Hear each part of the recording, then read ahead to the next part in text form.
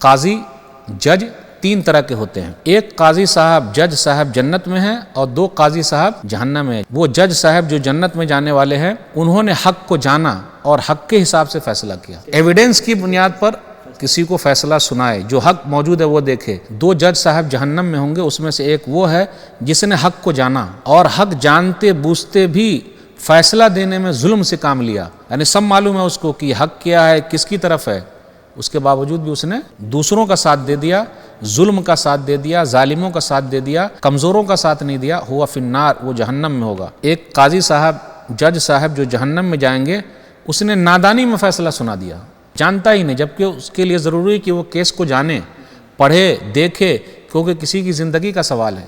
تو وہ قاضی صاحب جس نے نادانی میں فیصلہ سنا دیا، جانا نہیں، اس میں تحقیق نہیں کی، کوشش نہیں کی، پوری محنت نہیں لگائی، دن رات ایک نہیں کیا، فہو فی النار، تو وہ جہنم میں ہوگا.